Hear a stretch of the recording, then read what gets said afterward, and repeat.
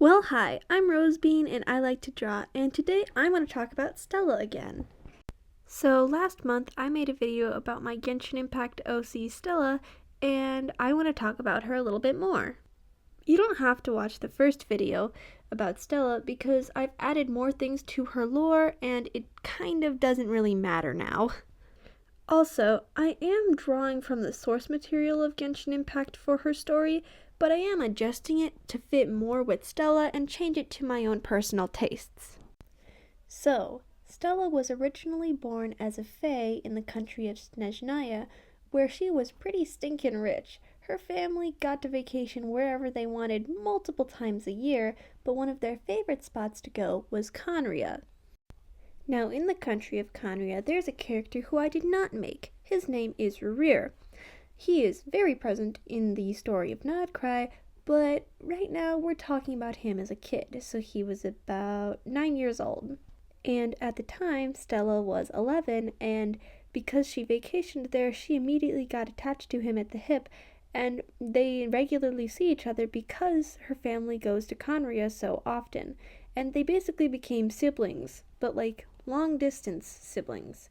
And when they were in their tween years, they came up with a silly little name for themselves, the Order of Ice and Stone. This is because Conria is underground and Snezhnaya is pretty stinkin' cold. The Order of Ice and Stone didn't actually do anything, but it was a small group of kids from Conria and other nations that lived in Conria, but it was just a silly little friend group. Now, another character important to this story is Kirill Chudomerovich Flins, or Flins for short. Because they were both nobility, Flins and Stella were technically arranged marriage, but they liked each other a lot anyway, so it wasn't bad. So when she was an adult, she had a full-time job as a librarian, but also she was married, so she couldn't visit Conria much more. That is semi-unrelated to other events that are spoiler-free. I am not going to give a spoiler for Nodcry Act 1, but things go a little crazy. Rerir is not okay anymore, and he kind of kills Stella. But it's okay because resurrection exists in this universe, because Stella was buried with a lantern that held the soul of Flins, and then he got awoken from the lantern, and then she was given a special vision, or power jewel, I'll explain that in a minute, that brought her back to life as well. Quick mid-video reminder, don't forget to drink your water. But a vision is a small jewel that gives you special abilities based on what type of vision it is.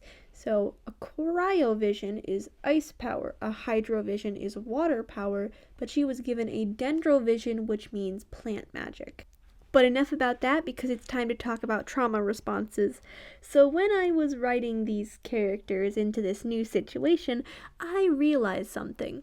They are very eerily similar parallels to the different types of trauma responses. These being fight, flight, freeze, and fawn, but fawn doesn't have a character correlating to it, except for you, adventuring, you know what you did. So Rerir is fight. He tries to fight against the situation both verbally and physically.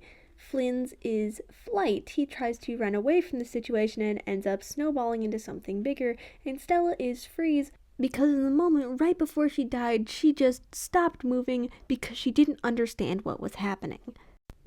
And that is where I will leave it for the actual story, because it's kind of hard to write her into the rest of the story, and also she wouldn't be very present, and spoilers, and blah blah blah. But an interesting thing, while I was trying to make this video, I found out that the name Stella just means star, which is pretty stinking cute. I'm gonna be completely honest, I just named her Stella because her husband's name is Flins, so I thought, heh, Flins and Stella. It sounds a lot like flint and steel. Alright, now I'm finally gonna talk about how she would actually be as a playable character. All Genshin characters have one vision, so one element, but Stella is a very special case because she has a dendro element to power her body, but she has a cryo element to use in combat, so she would be like the first dendro and cryo character in the game. And when she is using her dendro element, she's catalyst, which just means magic, But when she's using her cryo element, she's a polearm, which is like a long spear.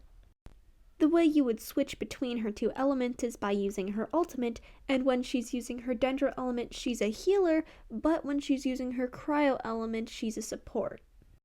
Another little thing I have to show you is this animation that I made of her, which will loop 3 times and doesn't have sound.